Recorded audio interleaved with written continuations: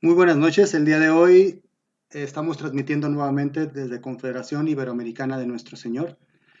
Y Confederación es una organización nacionalista y también tenemos camaradas que están en otros países de Iberoamérica. El día de hoy el tema lo va a desarrollar Angélica Fierro desde Argentina y el tema que tenemos para ustedes es el nacionalsocialismo y la religión. Adelante, Angélica, los micrófonos son tuyos. Buenas tardes.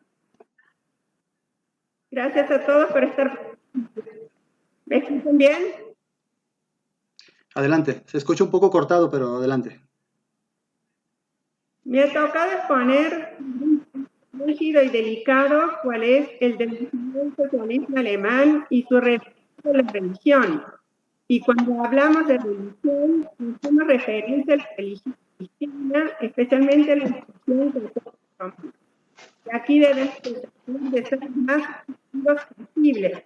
Esto es tratar un punto con la tristeza que merece. ¿Se escucha? Porque yo no me escucho bien. Se escucha un poco cortado, tal vez es la señal por allá. A ver si podemos. A ver un segundillo. Sí, adelante.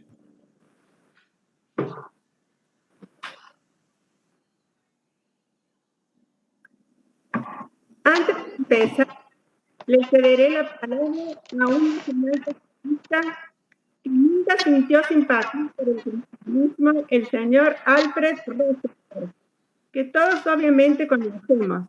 Y él nos deja para compensar esta frase que es muy significativa. Veamos lo que dice Alfred Rosenberg. A pesar de todas las iglesias cristianas, Jesús es un eje vital de nuestra historia que se convirtió en el Dios de los europeos. Esto se encuentra en el mito del siglo XX y las referencias las puedo pasar oportunamente. A partir de esta cita, mi exposición se va a guiar por estos ejes temáticos. Primero, la universalidad del cristianismo y cómo debe entenderse. Y cristianos en el nacionalsocialismo alemán y en el resto de Europa. La Iglesia Católica y el nacionalsocialismo, el Vaticano y el Tercer Reich. Cuadros comparativos, la financiación de la Iglesia por parte de Adolf Hitler y el Cristo ario y el Hitler cristiano, ambos como inaceptables para el nuevo orden mundial. Finalmente haremos las conclusiones. ¿Se escuchó? Sí, adelante. Empecemos con la universalidad del cristianismo y cómo debe entenderse. El cristianismo predica una universal, esto es que todos los hombres son hijos de Dios, Padre de Jesucristo y tienen la misma dignidad en cuanto a tales. Eso es una cosa. Otra muy diferente es caer en el absurdo marxismo cultural que niega las diferencias naturales o la existencia misma de las razas.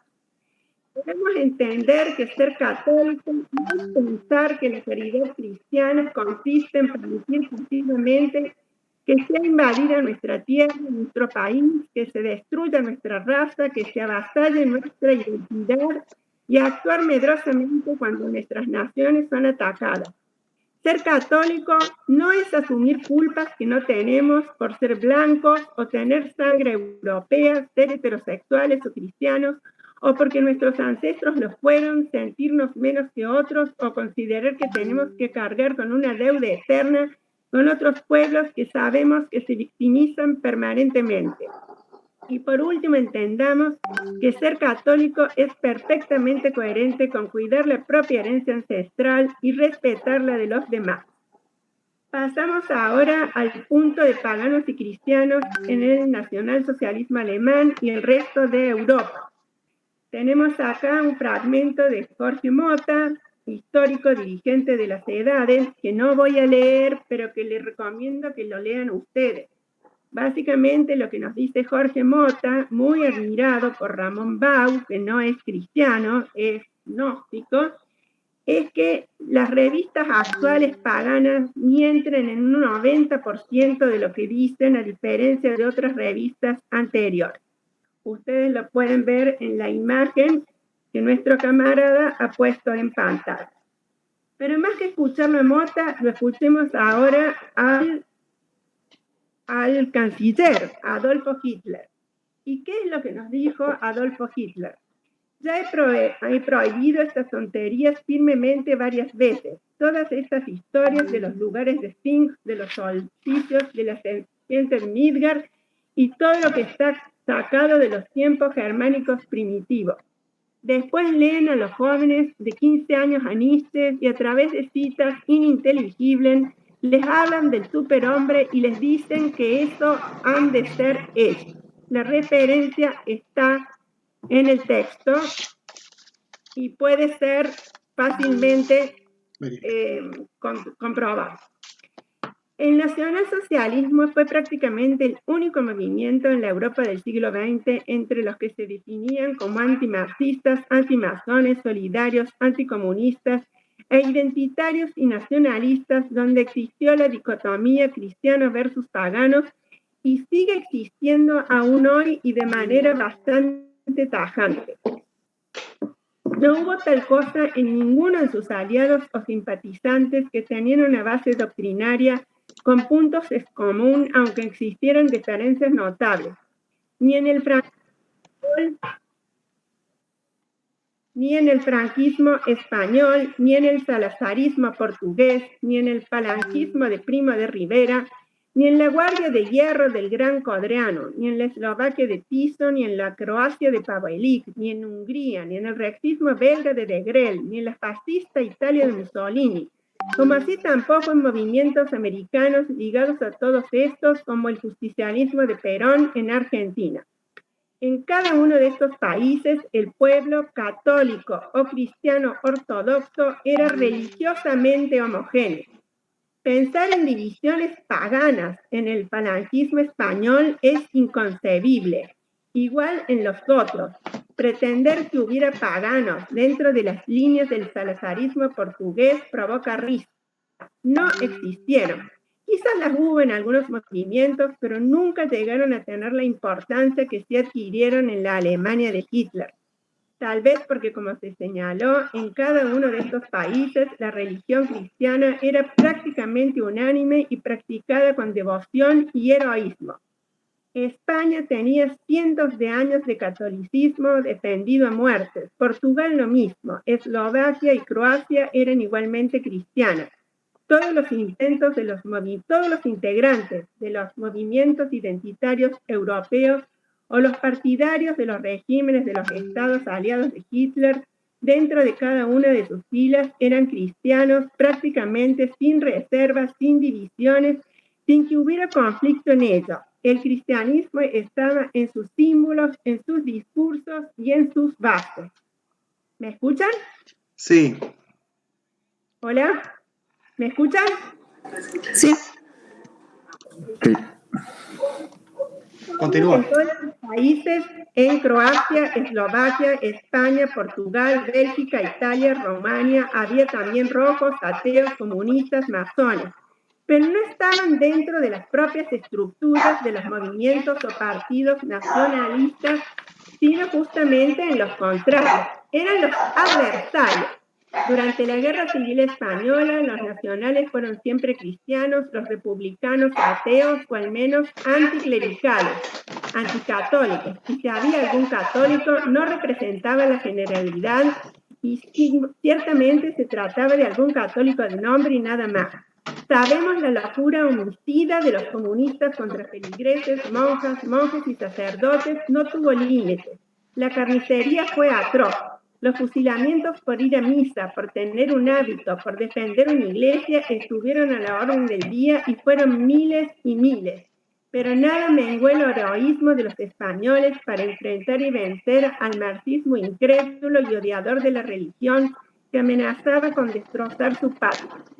Nadie tampoco podría discutirle al gran Codreanu la raíz absolutamente ortodoxa cristiana de su movimiento, llamada para mayor abundamiento la Legión de San Miguel Arcángel, y así con todos los demás. Tiso era un sacerdote en Eslovaquia, de Grel un devoto practicante, Franco con su régimen alineado con la Iglesia, igual que el movimiento de José Antonio, ambos católicos de práctica ferviente, y los salazaristas portugueses con un sello cristiano indiscutible e inapelable, hasta el punto que su líder, un gran europeo, poco conocido pero realmente extraordinario, afirmaría: Portugal nació a la sombra de la Iglesia y de la religión católica. Fue desde el comienzo el elemento de formación temprana del alma de la nación y el rasgo dominante del carácter de los portugueses. El Portugal de Salazar tuvo en la religión católica un pilar fundamental.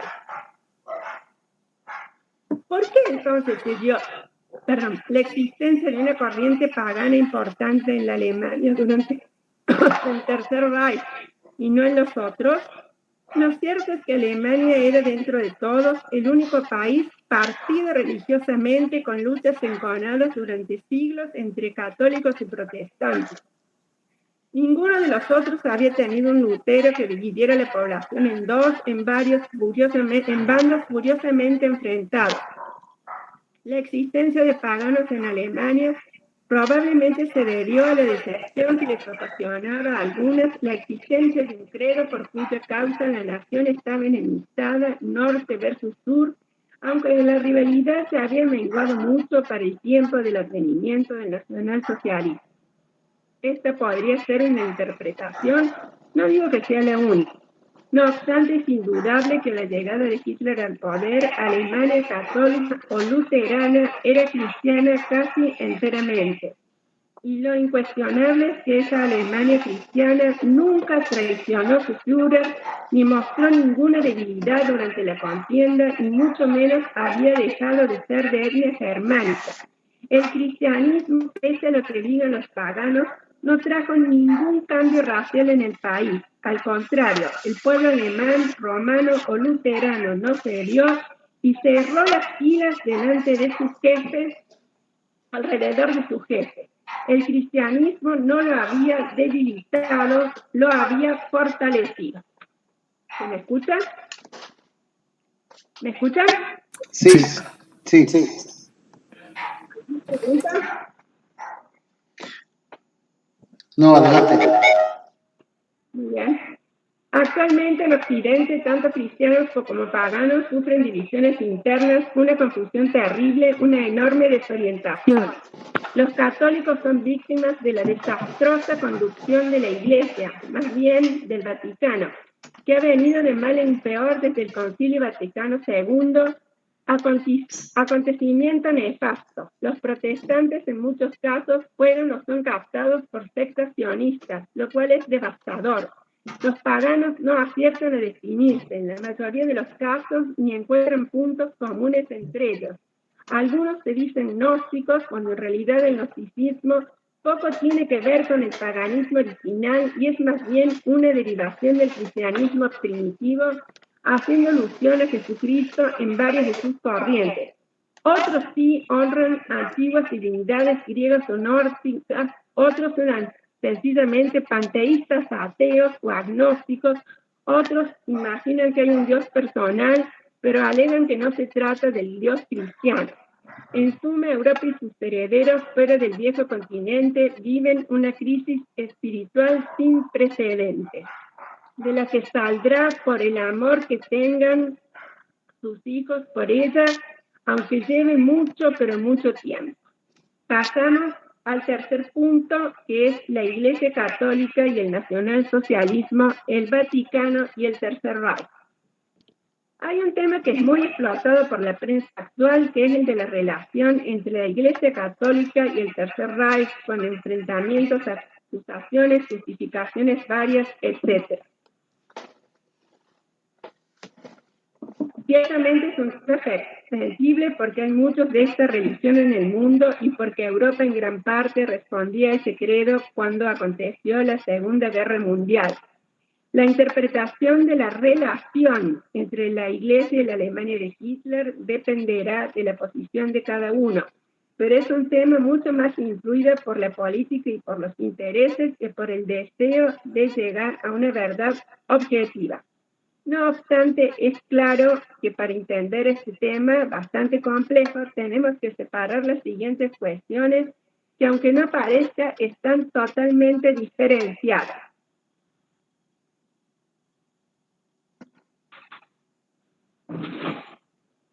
Bien, una cosa es, por un lado, lo que fue la relación política del Estado Vaticano con el Estado alemán del Tercer Reich, un acontecimiento histórico ya agotado. Y otra cosa es, por otra parte, la compatibilidad e incompatibilidad de la doctrina nacional socialista con la doctrina del catolicismo romano. ¿Se entiende? Sí. Sí.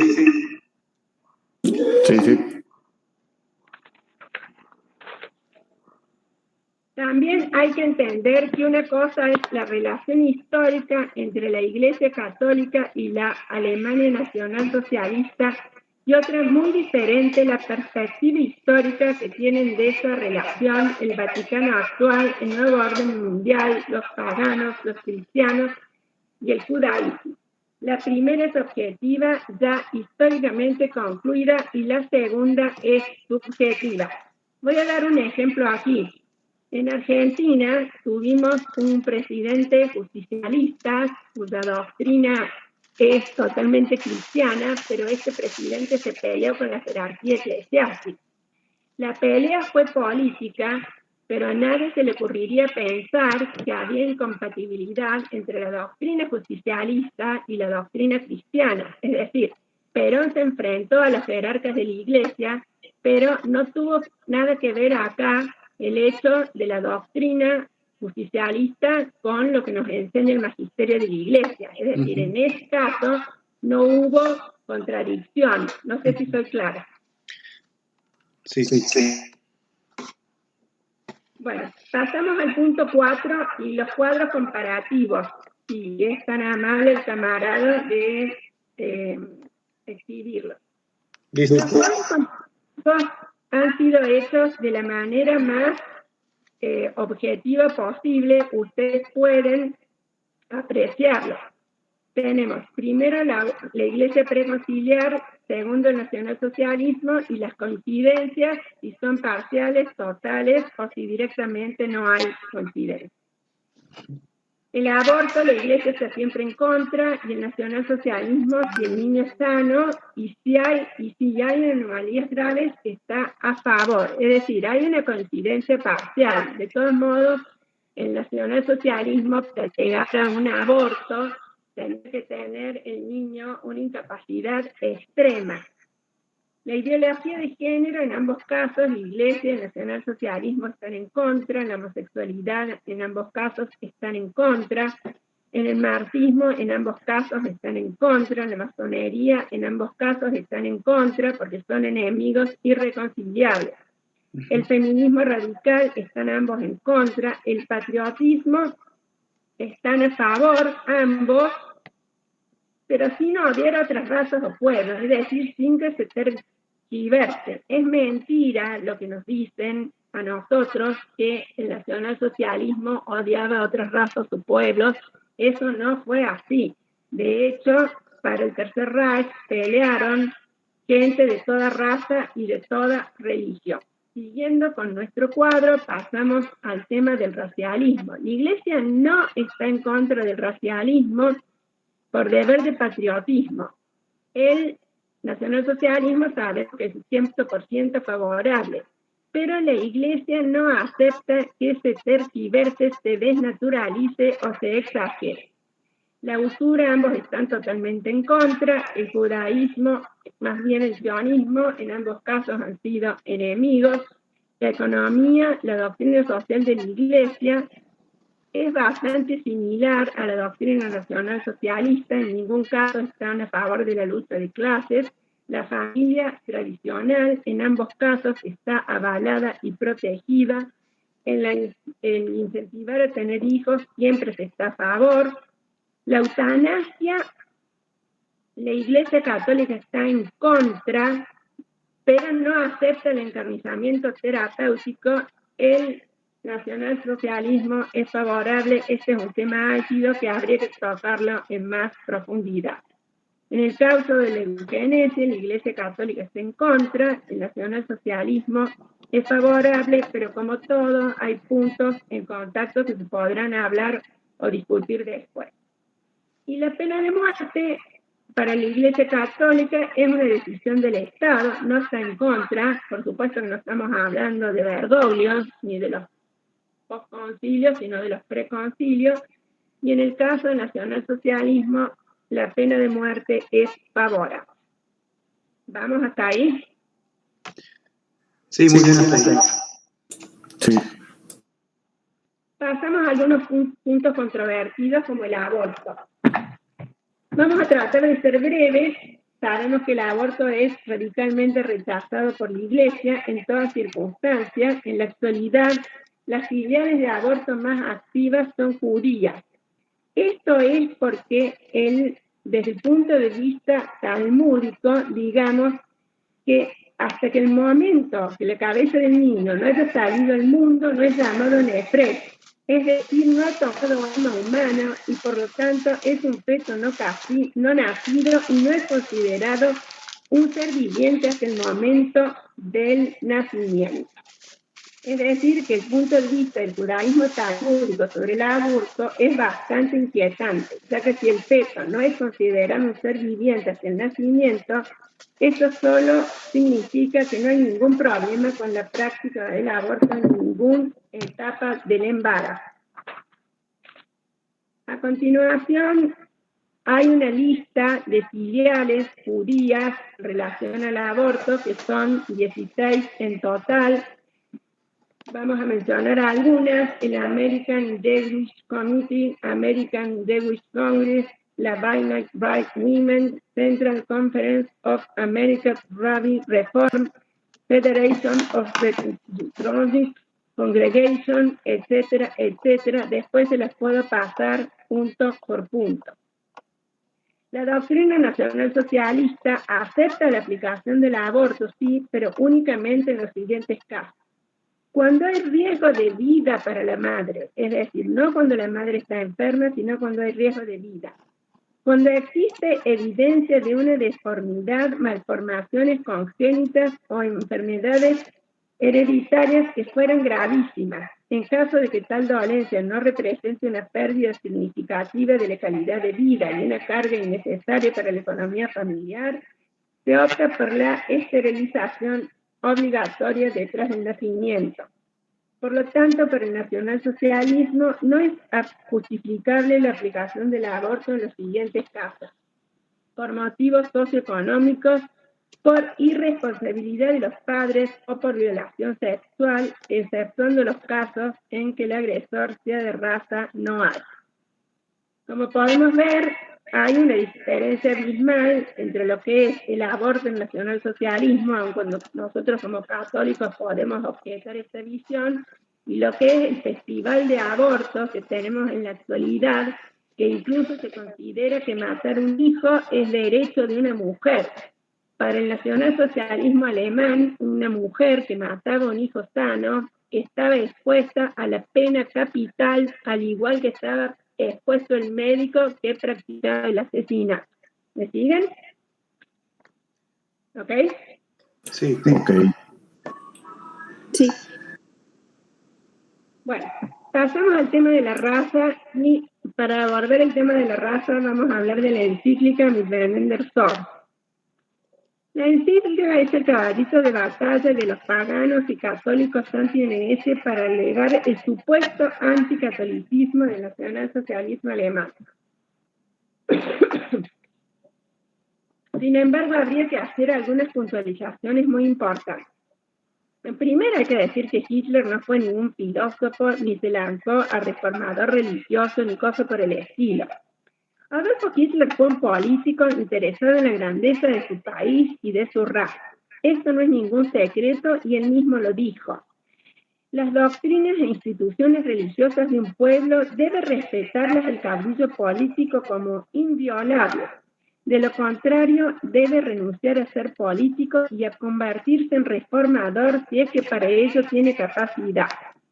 Desde el punto de vista de su fe, Hitler era católico y murió católico, y esto es de conocimiento público. Él nunca apostató, él nunca fue a su parroquia a pedir que lo sacaran de la lista de bautizados. E incluso lo dijo en 1941 en la carta al general Engels: soy católico como siempre lo he sido. Una carta personal donde él no tenía sentido que mintiera. Este es un documento incontrastable porque emana de él, de Adolfo Hitler, fue firmado por él y se lo dijo a alguien de su confianza privadamente y sin pensar en réditos políticos o en agradar a nadie. Distintas son las interminables citas de algunos que se refieren a que el Führer aseveró tal o cual cosa y que ello fue escuchado por fulano o sultano, y en contraposición tenemos a quienes lo retrucan alegando que en realidad otras personas oyeron otras cosas opuestas. Y aquí, así tenemos el cuento de nunca acabar. Con esto no quiere decir que se reniegue del valor de ciertos testimonios, pero siempre en el contexto de los hechos conocidos y no rebatidos. No podemos pensar que Hitler fuera un odiador furioso de catolicismo si financió la iglesia hasta el último día de su vida, aunque desde ya despreciar y con razón la conducta de ciertos clérigos. Quien sí pretendió reformar la religión fue Rosenberg y quizás Himmler, pero la verdad es que no tuvieron grandes resultados en ese sentido. Rosenberg trató de copiar la estructura de la iglesia anglicana con el Führer como cabeza de la misma en Alemania, y no como se insiste en revivir un paganismo germánico ya muerto. Y Himmler, por su parte, indudablemente simpatizaba poco con el cristianismo, pero no era tan tonto para no ver que su país estaba lleno de luteranos y de católicos y que nadie entre ellos iba a renegar de sus creencias ni de su fe así alegremente, y despreciando la religión de decenas de generaciones de sus antepasados, y por más lealtad que le tuvieran a Hitler. Por si esto no bastara, el Partido Nacional Socialista deja claro en sus bases que alienta un cristianismo positivo. Sobre este punto se ha discutido hasta el cansancio, y los paganos pretenden absurdamente que si se le puso al lado del mote de positivo es porque el cristianismo era en realidad negativo para los dirigentes del Reich. Esto es un absurdo total, es ridículo. La realidad es que el mote de positivo se debe únicamente a que los jerarcas alemanes querían dejar claro que eran cristianos, pero sin meterse en divisiones que ya habían enlutado a Alemania, como las que se dieron entre católicos y protestantes durante la reforma de Luther. Hitler, hay que tenerlo muy en cuenta, no tenía como Mussolini un pueblo homogéneo en lo religioso y no estaba dispuesto a dividirlo más. Es este y no otro el secreto de la palabra positivo al lado del cristianismo en las premisas fundacionales del nacionalsocialismo. Incluso Hitler diría: Lutero no debería haber atacado al catolicismo, sino más bien al enemigo que está detrás de él. En lugar de una total condenación de la Iglesia, debería haber dejado caer todo su apasionado espíritu sobre los verdaderos malvados. Las referencias se las puedo pasar en otra oportunidad al terminar la exposición. Esto fue dicho por Dietrich Eckart, un amigo íntimo de Hitler. Este libro fue publicado en 1924 con el consentimiento de Hitler, y una vez muerto el autor, así pues, los textos contenidos atribuidos a Hitler pueden ser considerados auténticos sin duda alguna. ¿Está todo bien? ¿Alguna pregunta? No, al final. Pasamos a Micheline de Sot. Bueno, en primer lugar, digamos que la encíclica no condena toda la doctrina nacionalsocialismo, sino que condena el paganismo idolátrico de la raza. Es decir, no condena la doctrina en su parte económica ni social, ni en lo que se refiere a la organización política. Escuchamos de un camarada: si el Papa hubiera querido condenar el fascismo y el nacionalsocialismo, ¿por qué entonces no los definió como intrínsecamente perversos y satánicos azotes?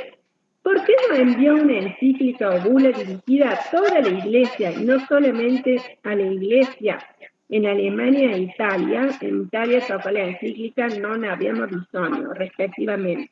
La respuesta es obvia, porque el comunismo ateo fue condenado de verdad, mientras que el fascismo y el nacionalsocialismo solo fueron, en todo caso, advertidos, observados en sus excesos o posibles excesos, pero nada más.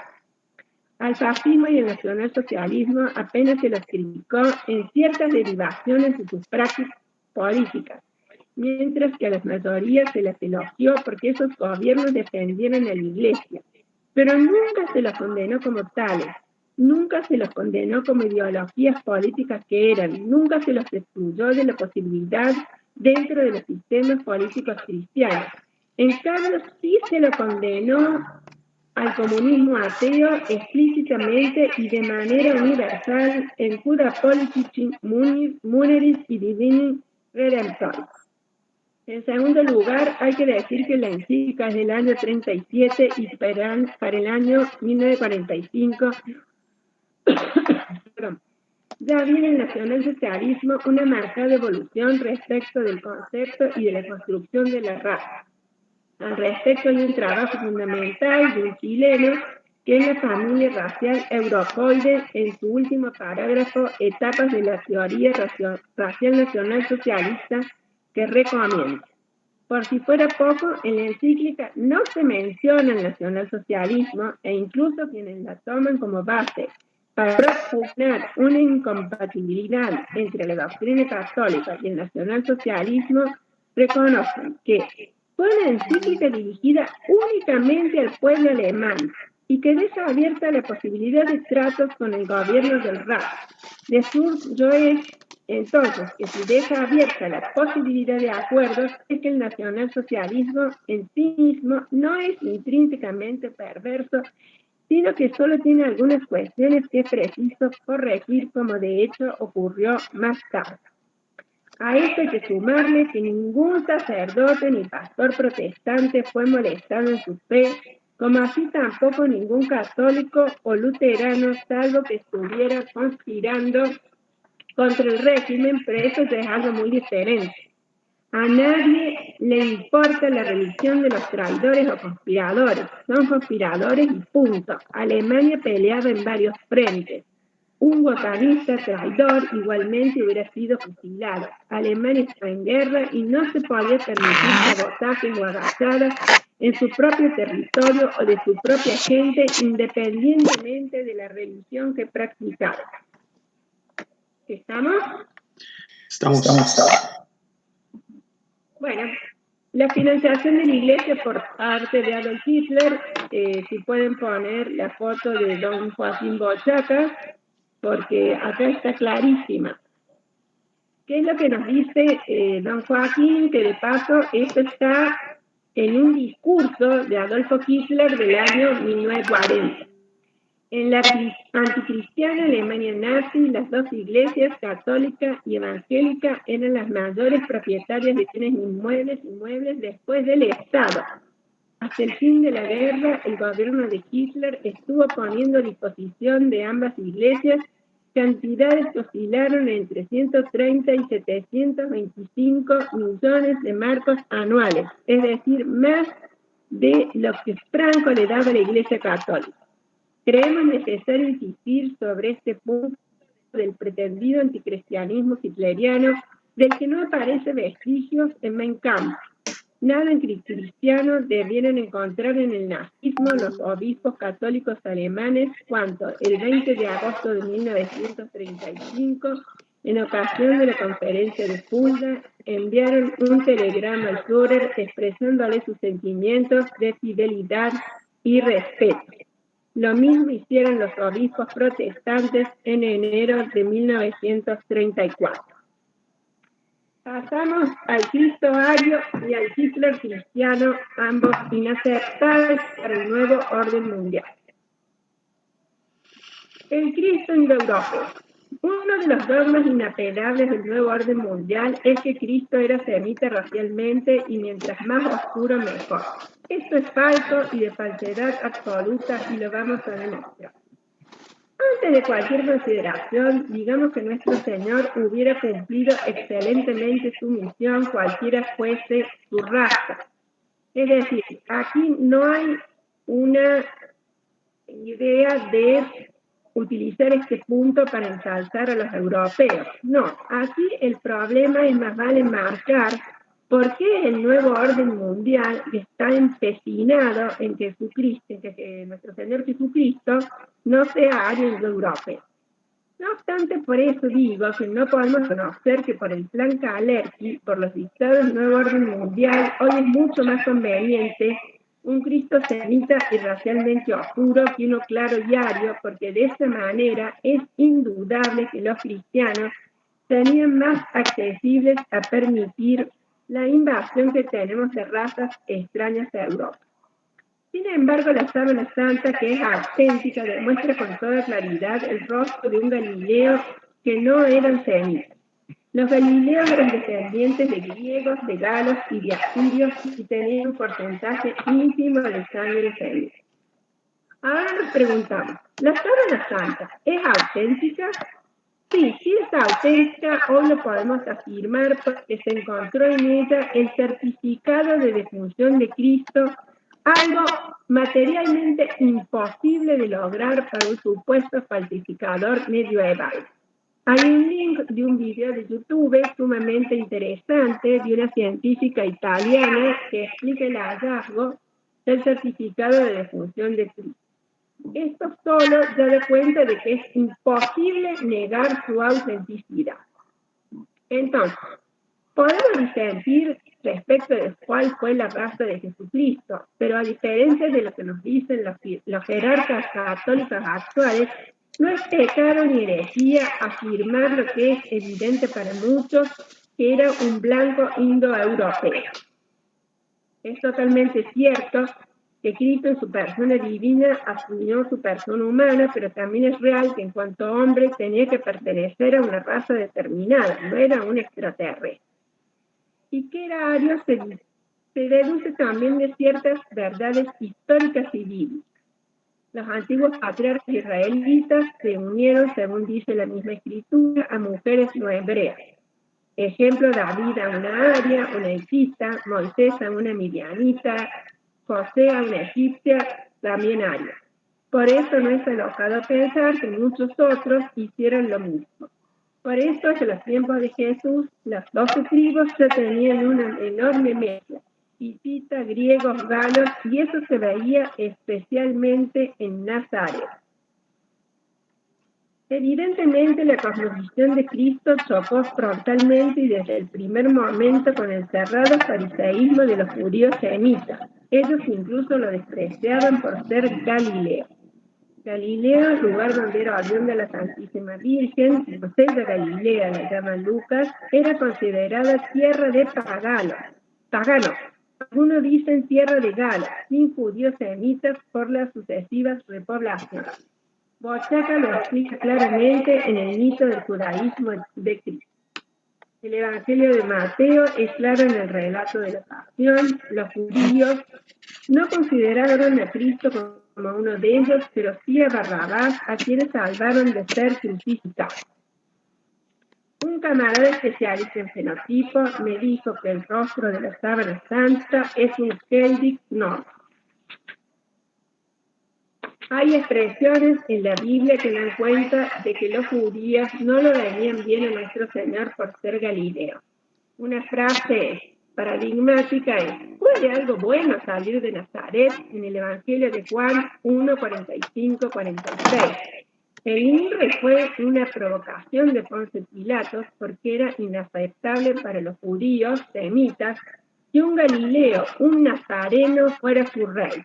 Incluso los judíos le fueron a pedir que cambiaran la inscripción.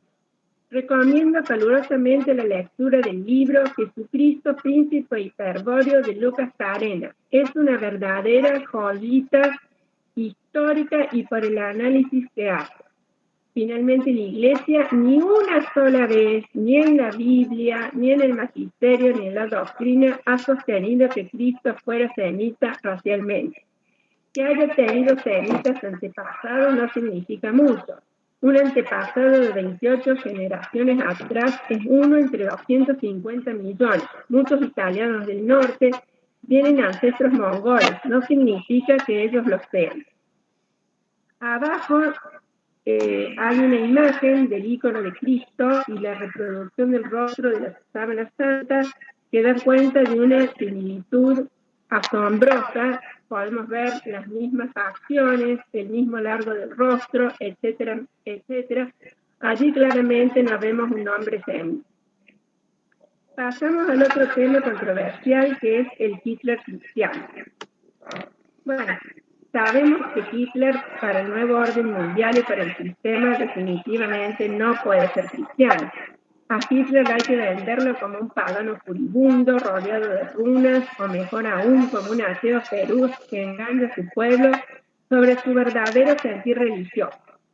Así se matan dos pájaros de un tiro. Por un lado, generan antipatías del canciller y por otro lado lo releva de cualquier posibilidad de que se lo vea como un defensor de la cristiandad frente a sus dos rivales, el capitalismo liberal y el marxismo, es decir, de un lado estaban los norteamericanos, capitalistas liberales, y del otro lado la Unión Soviética marxista, ambos condenados por la Iglesia preconciliar como intrínsecamente perversos. Por supuesto, esto se intensifica con las medidas que toma Bergoglio, absolutamente alineados con las élites que hoy dominan el mundo. Se canoniza a los políticamente correctos y se descanoniza a los que no conviene que estén en los altares, caso del niño Andrés Rin, Simonino de Trento, etcétera, etcétera. Evidentemente Hitler no fue un practicante fanático, eso es una cosa. Ahora que haya odiado el cristianismo es algo muy distinto. Reiterando un concepto anterior, es bastante raro odiar una religión, paralelamente financiarla con millones de marcos anuales y permitirle ser propietario de inmuebles más ricos después del propio Estado o llenar los ejércitos nacionales de capellanes de ese credo. Por supuesto que siempre hubo rigideces políticas entre el Vaticano, que era un Estado, y Alemania, que era otro Estado, pero tengamos presente que el rey Felipe II también tuvo roces bastante graves con el Vaticano. Entonces, una cosa es la cuestión política, otra es la cuestión doctrinal. ¿Estamos? Así es. Bueno, sí. Finalmente las conclusiones. Los cristianos, los católicos preconciliares, por supuesto no los católicos que son seguidores de Bergoglio, de los papas postconciliares, nosotros no consideramos papas, no vemos ningún problema en adherir al programa económico-social del Tercer Reich alemán, semejante en muchos puntos a la doctrina social de la Iglesia. Es decir, en el Tercer Reich no había lucha de clases, en el Tercer Reich se respetaba la propiedad privada siempre y cuando estuviera en concordancia con el bien de la nación. La preservación de la raza, entendida como corresponde, no solo no es incompatible para las creencias del verdadero católico, sino que en ciertos casos y momentos se convierte prácticamente en un deber moral. Ello obviamente no significa despreciar a personas de otras etnias, sino todo lo contrario. El obispo, el doctor Udall, dice reiteradamente en su obra que no puede afirmarse que exista un enfrentamiento entre nacionalsocialismo e iglesia. A este respecto dice: la cuestión racial y el cristianismo no tienen por qué ser antagónicas. Solo comienzan los antagonismos donde comienzan los radicalismos. Allí se producen de por sí las luchas antagónicas y dificultades, ya que el cristianismo es esencialmente armonización, compensación y síntesis de lo natural y lo sobrenatural. La defensa de la raza puede ser considerada en cuanto se trata de impedir la mezcla con vistas a la procreación como legítima defensa de un pueblo en ciertas condiciones. También la Iglesia Católica, en su legislación judía, pensó radical y consecuentemente hasta que en el siglo XIX los muros del gueto fueron suprimidos por el Estado liberal y no por la Iglesia. La caridad cristiana, debidamente comprendida, se da la mano con el nacionalsocialismo desde que la ayuda a los que no son de nuestra etnia y cultura debe darse de sus propias tierras, pero no avalando su invasión a nuestros países. Y también tener presente que primero hay que ayudar a los de casa y después a los demás. Como bien decía nuestro Señor, la caridad empieza por casa. Los cristianos, esto es muy importante para que lo entiendan los paganos y para que lo entendamos nosotros. Nosotros no tenemos que justificar nada ni necesitamos el aval de ningún movimiento, por grande y noble que haya sido. Los cristianos tenemos detrás 20 siglos de gloria. Solo el Imperio Bizantino bastaría para cerrar la boca de muchos. El glorioso Imperio Romano de Oriente, cristiano desde siempre, defensor de Europa, freno contra el Islam, protector de la antigüedad clásica, con guerreros espectaculares y que se expandió hasta casi los límites del Imperio Romano primitivo, con generales como el gran Belisario peleando de aquí y allá y con un desarrollo admirable en todo sentido. Más bien diré, llegado a este punto, que son algunos paganos los que quieren acomodar el nacionalsocialismo a su modo de pensar, convirtiéndolo a su gusto en a Hitler en un furioso odiador de todo lo que sea cristiano, porque obviamente su visión de Hitler como una especie de semidios o incluso Dios no encaja de ningún modo con lo que nosotros pensamos con nuestra religión. Hitler fue un líder político y hasta él mismo se reía de estos pensamientos. Él nunca fue anticristiano, reitero, nunca dejó de financiar a la Iglesia ni de respetar a los millones de alemanes que católicos o luteranos eran cristianos y llenaron las filas del ejército alemán para defender a su país. Y detrás de nosotros pensemos en la gloria de nuestros antepasados, la de los cristianos españoles y portugueses que defendieron la península ibérica de la invasión musulmana, de los cristianos franceses que pelearon con Charles Martel, de los polacos católicos y alados que defendieron Viena en 1683 frente al turco, junto a italianos y alemanes, de los cristianos españoles y de toda nacionalidad que pelearon en Lepanto en maravillosa gesta marítima, de los cruzados que entregaron su vida en Tierra Santa, de los papas y príncipes cristianos que mantuvieron a raya al eterno enemigo, de los que regaron con su sangre la península ibérica para impedir la tiranía marxista. Y voy a concluir con una frase de Pedro Varela, que dice lo siguiente: el maestro Don Salvador Borrego, un mestizo excelso que enorgullece a la cristiandad y enorgullece a Hispanoamérica, habla de que en la Segunda Guerra Mundial combatió la estrella contra la cruz.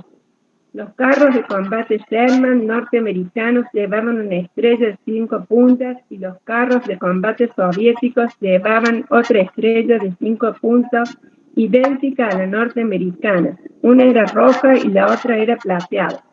Y los alemanes llevaban la cruz de los caballeros teutónicos que representaba la cristiandad europea. Era el último combate de la cristiandad europea en lucha contra su enemigo. Este es el resumen de la Segunda Guerra Mundial. Mis queridos camaradas, he concluido. ¡Viva Cristo Rey! Muchísimas gracias, Angélica. Vamos a darle la palabra a nuestro camarada Hedrick, por si tiene algunos comentarios que hacer. Adelante, Hedrick. Sí, muchas gracias. Pues sí, ante todo, remarcar que el nacionalsocialismo, ante todo, pues es un sentimiento que viene de nuestra propia naturaleza espiritual.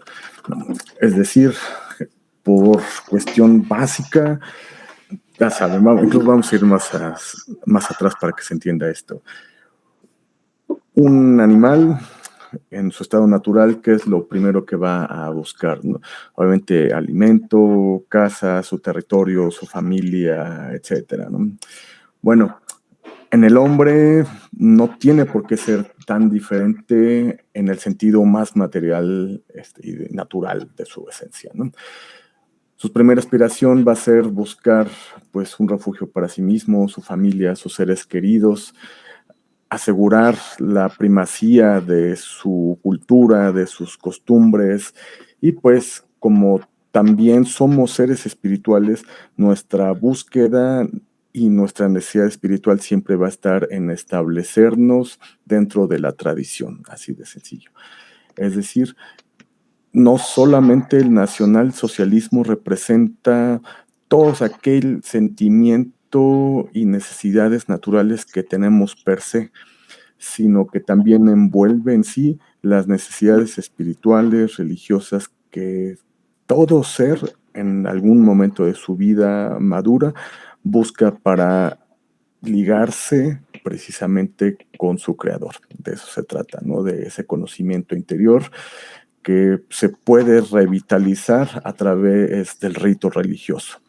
Entonces, vamos a encontrar un montón de citas desde economistas, políticos y en general cualquier ideólogo del nacionalsocialismo y casualmente nunca están peleadas con el espíritu religioso. ¿Por qué? Porque ante todo el nacionalsocialismo pues también es un régimen espiritual y social y todos los sentidos, ¿no? Y con todo lo que eso acarrea a nivel de política social, de protección de niños, ancianos, ver por el crecimiento de los jóvenes, etcétera. Entonces es muy importante eso porque muchas personas que tratan de tachar al nacionalsocialismo de cualquier cuestión enfermiza y demás, pues se olvidan que está muy ligado a los principios religiosos y del fundamento y crecimiento del ser humano.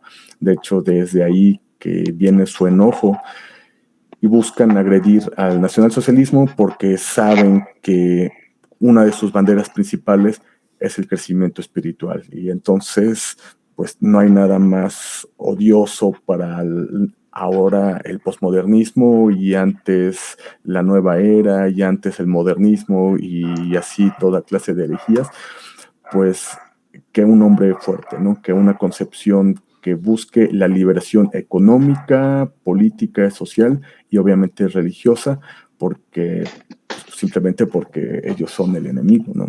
Así de sencillo. Nada más déjenme darle acá como una pequeña cita. Bueno, ya hemos escuchado muchas citas, pero bueno, en Benito Mussolini, en la doctrina del fascismo, precisamente habla, ¿no? Dice que el fascismo, además de ser un sistema de gobierno, es también y sobre todo un sistema de pensamiento. Y pues sí, efectivamente, ¿no? Nada más viene a confirmar todo. En los 25 puntos del Partido Nacional Socialista se establece por qué se tiene que hablar y ser siempre de proteger a la nación, pues porque atrás de todas esas cuestiones materiales de soberanía y demás, pues también hay una percepción espiritual y que si se permite a otras voces disidentes minoritarias imponerse, pues eso va a romper en un momento a otro pues con la unidad. Y pues eso es lo que pasa actualmente, ¿no? Así es. Quisiera abordar más, pero pues también para darle tiempo a los demás, ya después si quieren comentamos. Adelante. Angélica, ¿algo quieras comentar?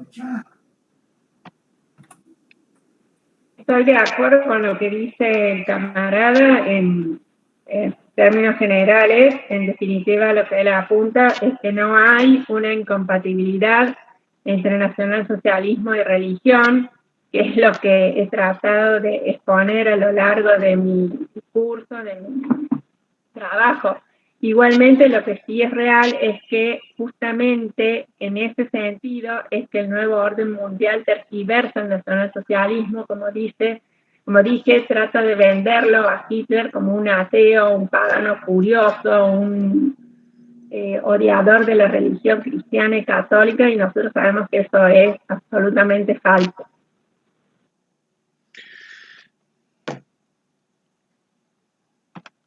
Es correcto. Yo solamente quisiera apuntar a algunas cuestiones muy, muy rápidas. Cuando citas al principio, sobre todo a Nietzsche, o sea, la filosofía alemana tiene muchas problemáticas. Desde que se divorcia un poquito la filosofía occidental del tomismo, pues de ahí en Alemania empezaron a caer ciertos filósofos que fueron degenerando en sus visiones filosóficas. Y uno de los últimos exponentes de esas corrientes alemanas pues fue Nietzsche. Y muchos relacionan a Nietzsche con el nacionalsocialismo y creo que es una exageración, al menos en aspectos muy, muy superficial. Por ejemplo, me gustaría poner unos ejemplos sobre el paganismo. Adelante, adelante, Angélica. Respecto de Nietzsche, hay una obra muy importante que es una pequeña joyita que es de Ramón Bau, que es un hombre extraordinario en todo sentido, que él no es cristiano, pero admira el cristianismo, y él tiene una pequeña obra que se llama Nietzsche visto por un nacionalsocialista, que se los recomiendo porque es muy, muy esclarecedora. Era eso nada más. Perfecto. Bueno, la otra cosa que quería comentar era dar digamos, una explicación sobre el paganismo en Alemania. En muchos países, prácticamente en todas las civilizaciones, aun cuando la hegemonía cultural va en un sentido, es decir, en Alemania prácticamente la totalidad de las personas eran cristianas en sus dos ramas, ¿no? El protestantismo y el catolicismo. Siempre había un reducto de personas así como que románticas que quisieron escarbar sobre sus antepasados. Pero eso pasa en todos lados, eso pasa en México, por ejemplo, hay gente que les gusta el chamanismo, hay gente que le gusta estar indagando sobre las culturas azteca y maya. Es decir, el que hubiera una corriente pequeña en Alemania pagana, pues no tienen nada fuera de lo común, de lo que se puede ver en otros países. En Francia, por ejemplo, mucho se busca a la cultura celta, etc. Entonces, la persona que no tiene muy firmes sus creencias, pues tiende a escarbar sobre sus raíces. Entonces, es digamos, una pequeña descripción sobre el paganismo, pero de ahí, como tú lo mencionas, a dar el brinco a de que el régimen completo nacionalsocialista era pagano y pretendía instituir un régimen pagano, pues es otra cosa, ¿no? Y lo que como católicos tenemos que verificar, y es lo que creo que en tu exposición se abundó ampliamente, es si el nacionalismo es compatible con el universalismo católico. Y creo que lo hemos visto pues, en prácticamente todos los países, es muy compatible.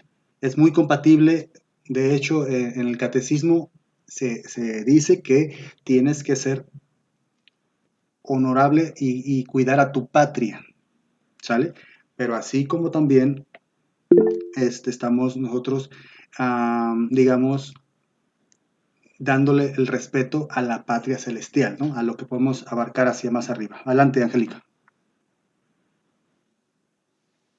Lo que dice respecto de la patria quedó patentizado en la exposición excelente de la camarada en relación a Juana de Arco. Evidentemente, Juana de Arco es la muestra más clara de que Dios nos pide defender a nuestros países, y si nuestros ancestros no hubiesen defendido nuestros países, sabemos que hoy Europa sería un gran califato. Pero desgraciadamente se nos vende el cristianismo como una religión que tiene que aceptar todo, que tiene que ser invadida, que tiene que aceptar cualquier tipo de vejaciones a nuestra cultura, a nuestra identidad, etcétera, etcétera. Y obviamente que allí hay algo muy perverso que no tiene nada, pero nada de cristiano. Es correcto, un buenismo estúpido, ¿no? Como en algún texto redactases. Exactamente, hay un texto mío que se llama justamente así, el buenismo estúpido y el cristianismo verdadero, un cristianismo verdadero que ejerció el gran Papa San Pablo. Adelante, Hedrick, por favor. Sí, pues también hay que remarcar, pues dentro de lo que es la doctrina social de la Iglesia, pues muchos de los principios que encajan completamente con todos los sistemas políticos e idearios políticos de todos los movimientos fascistas, bueno, ahora identificados como fascistas, ¿no? El principio del bien común, pues obviamente que todos los elementos de la nación se vengan beneficiados, el destino universal de los bienes. Efectivamente, hay varias citas dentro del mismo Rerum Novarum donde se habla la inviolabilidad de la propiedad privada y que pues obviamente elimina cualquier duda así de que, bueno, pues es que si eran socialistas, los nacionalsocialistas, sí, pero era un socialismo no como el que ahora se entiende, sino que era vamos a hacer una política social, así de sencillo. Vamos a llevar y apoyar a todos los estadios sociales de la nación. ¿Por qué? Pues porque tiene que ser para todo el bienestar, para todos los nacionales, ¿no? La participación, la solidaridad y principalmente la familia, ¿no? Así como tal tiene que ser. Y eso es importante.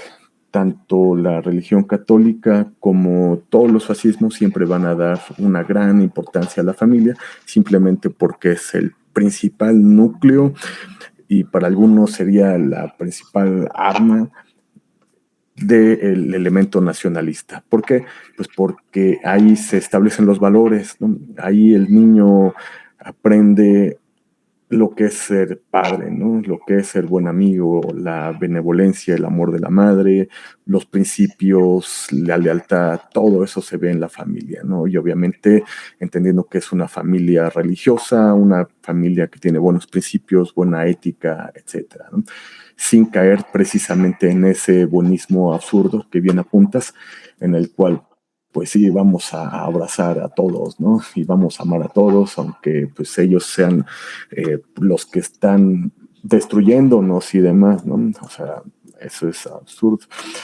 La idea de siempre mantener la unidad familiar, pues es algo sagrado, ¿no? Así literalmente, ¿no? Y por eso es que incluso en la misma religión, pues establece que pues es una carrera de vida, ¿no? Es una carrera para llegar, o una forma para llegar a Dios, así de sencillo, ¿no? Porque pues cómo puedes aspirar a ser de un pequeño humanito, algún hombre, alguna mujer grande y demás, pues obviamente desde niño, ¿no? Y desde todos esos desvelos, desde todo ese apoyo moral, religioso, hasta que se convierte en un hombre.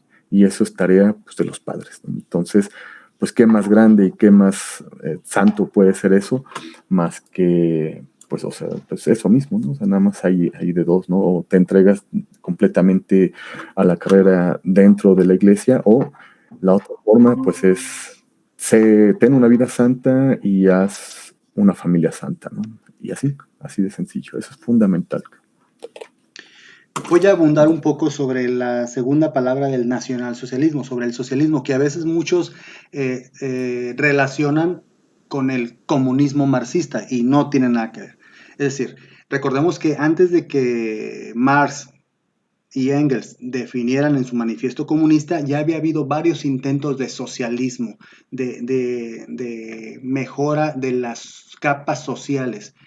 Hay muchos autores previos a Marx, pero el socialismo nacional de Alemania pues era primero los de casa y después tratar de ayudar todas las capas sociales, pero era válido la propiedad privada, cosa que es impensable y es de lo primero que se tiene que derribar en un comunismo marxista, ¿sale? Entonces ahí la propiedad privada no puede existir. ¿Por qué? Porque todo tiene que ser del Estado.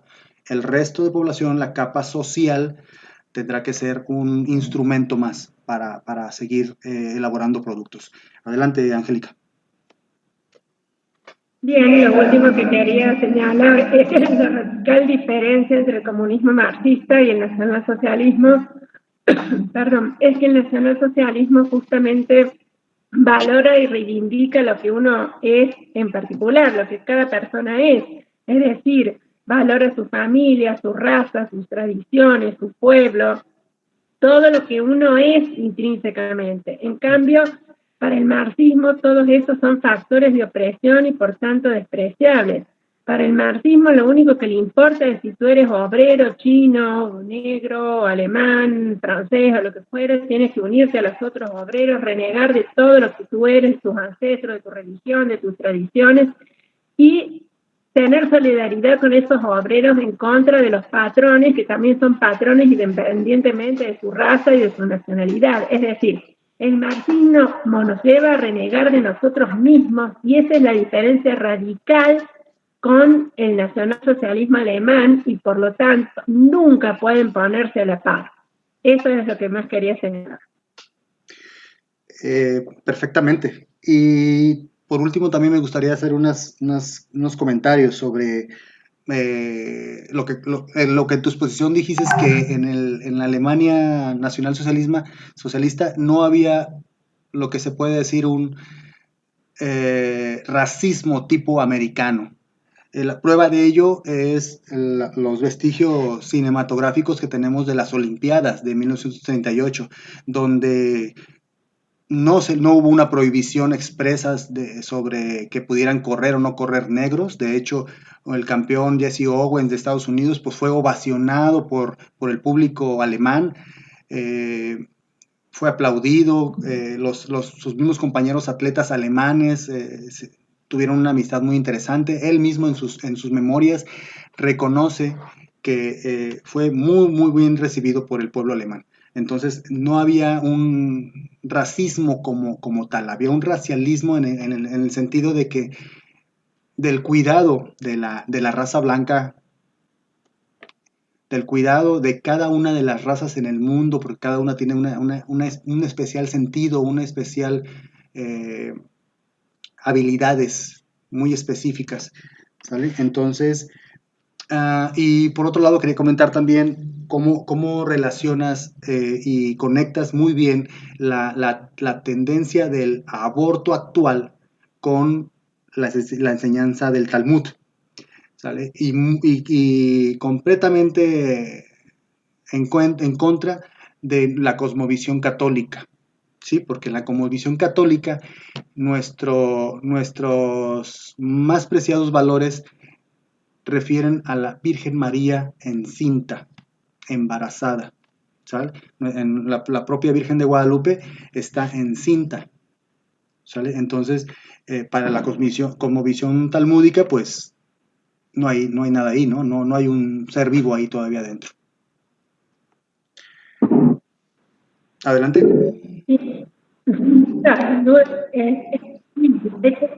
Para Hitler, para Mussolini, para los grandes líderes europeos identitarios, los niños son el mayor tesoro de una nación, no importa cuál, es decir, en portugueses, alemanes, franceses, ingleses, lo que fuera.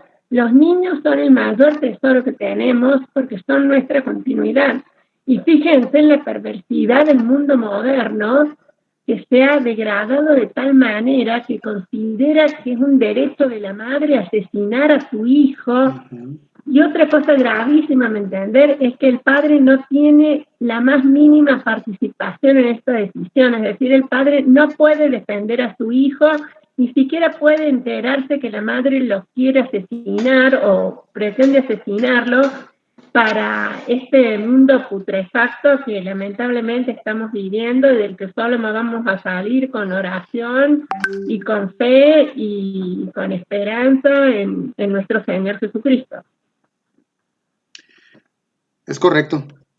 Y bueno, también otro punto importante es, como tú dices, la Brandenburg-Sorge era una llamada de atención hacia el régimen.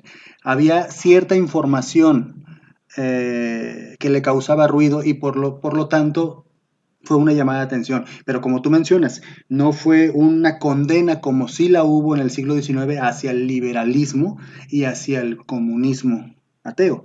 Entonces, muy importante señalar, porque incluso hay católicos que todavía se van con la finta y dicen, no, es que la Brandenburg-Sorge condenó al nacionalsocialismo. No hay una condena como tal.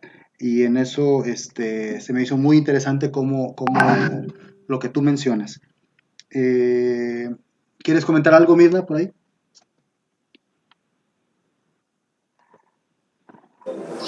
Sí, muchas gracias. Espero que me escuchen bien. Sí, a mí me encantó muchísimo la parte en la que obviamente como todo se defiende la vida, ¿no? Igualmente como hacen relevancia con respecto a los niños. Es muy cierto. Yo creo que hoy en día se ha perdido no sé cómo llamarle, pero realmente debemos entender que los niños son el futuro de nosotros, ¿no? Y aparte son lo más preciado que puede existir, ¿no? Como que son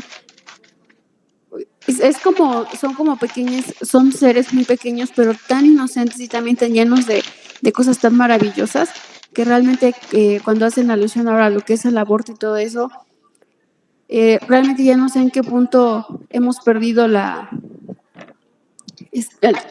como la humanidad, ¿no? Hacia ellos, como quienes creemos que somos para terminar con esa vida que viene, porque yo creo que si fuésemos tal vez más grandes o tuviéramos ese valor como para hacerlo realmente nosotros, tal vez primero acabaríamos con alguien que puede defenderse, probablemente. A lo que voy es que en ninguno de los dos casos es correcto, pero ¿por qué hacerlo con alguien que es tan inocente, no? Y que puede aportar muchísimo a nuestro mundo. Toda la información que nos acaban de brindar fue muy bonita realmente y pues qué más yo puedo decirles. Yo quisiera preguntar más que nada, hoy en día, ¿sería posible hacer algo como un movimiento nacional socialista con todo lo que se está viviendo hoy, con el desarraigo que tenemos a nuestra identidad, a esta multiculturalidad que le gustan llamar, de juntar ahora por ejemplo, a la raza negra con algunos blancos? ¿Podría haber ese movimiento hoy en día? Adelante, Angélica. ¿Puedes contestar esa pregunta? Sí, mira, es un asunto bastante complicado si lo vemos desde un punto de vista de la situación actual, porque tú sabes muy bien que toda la ideología está muy perseguida, es decir, lo que se quiere es justamente que haya abortos, lo que se quiere es que haya invasiones, lo que se quiere es que haya mestizaje indiscriminado. Entonces, en mi opinión, lo que yo creo es que hay que tratar de crear conciencia, de tratar de que la gente entienda que nosotros no odiamos a nadie, que simplemente queremos preservar nuestra cultura, nuestra religión, que la historia, como cuentan, la Segunda Guerra Mundial no es cierta, y crear conciencia en relación a esto, que es muy importante, y mientras tanto orar para que nuestro Señor ponga remedio a este mundo moderno que ya está en una etapa de putrefacción, que personalmente creo que no sé si algún líder terreno podrá solucionarlo, creo que solamente Jesucristo puede poner remedio a esto. No obstante, eso a nosotros no nos releva de nuestra responsabilidad de ser luces en nuestros digamos, familias, en nuestras comunidades, y de tratar de crear conciencia, especialmente a favor de la vida, a favor de los ancianos, a favor de las tradiciones, a favor de la femineidad, a favor de la masculinidad, a favor de todos valores que estuvieron tanto en el cristianismo como también en el nacionalsocialismo. Esa es la respuesta que yo puedo darte en este contexto. Hedrick, unas últimas palabras. Sí, igual contestando, pues claro, sí es posible. Se hizo en la Alemania después de la Primera Gran Guerra. Los medios de comunicación estaban todos tomados por la sinagoga de Satanás. Pues obviamente todo el régimen político era proliberal, algunas ciudades estaban ya tomadas por comunistas, etcétera, ¿no? Y a pesar de todo ello, pues se logró establecer todo ese renacer nacional y pues obviamente hacer crecer todo lo que realmente importa, ¿no? Espiritualmente, lo que es más relevante, la familia, la infancia, la vejez y principalmente el trabajo, ¿no? El valor trabajo, eso fue lo que hizo que Alemania pudiera detonar. ¿Por qué? Pues porque efectivamente eso es lo más relevante, ¿no? El trabajo intelectual, físico, siempre orientado bajo un principio nacional y espiritual. Eso es la base del principio nacional socialista. ¿Que se puede lograr exactamente igual a eso? Pues no, obviamente no, porque son procesos históricos diferentes, naciones diferentes, aglutinantes sociales diferentes y espirituales, pero lo que podemos hacer es ser mejores, buscar ser como el ideal que buscamos ser y pues establecer un ejemplo, ¿no? Y pues en algún momento pues cobrar esa fuerza necesaria, socialmente necesaria, pues para pues, hacer crecer todo esto, ¿no? Retomar lo que es importante. Muchas gracias. Adelante, Angélica. Lo último es que yo siempre pienso que nuestro Señor siempre está presente cuando su pueblo lo necesita.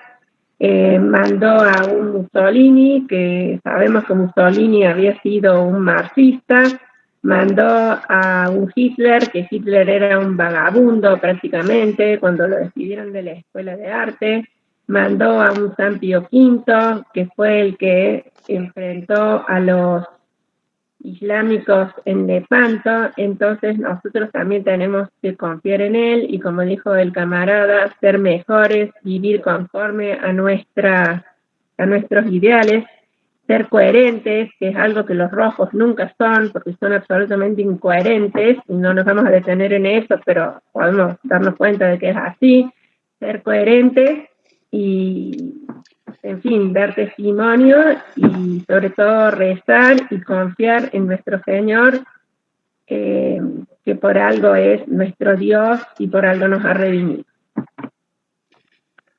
Bueno, pues voy a cerrar el programa prácticamente con algunas palabras, con algunas ideas finales que puedo tomar aquí. Algunas cosas más que quieras decir, Edek, adelante.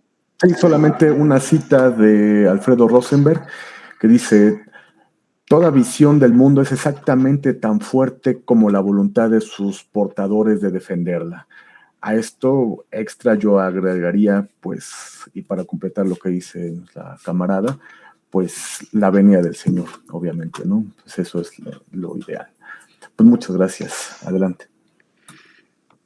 Pues es lo que tratamos de hacer en Confederación Iberoamericana de Nuestro Señor, tratar de recordar y vivir nosotros mismos nuestros valores de nuestros ancestros, y como hay una frase, ¿no? A Dios rezando y con el mazo dando, ¿no? Entonces, pues sigamos luchando por tratar de que Jesucristo nos encuentre en pie de lucha cuando Él llegue.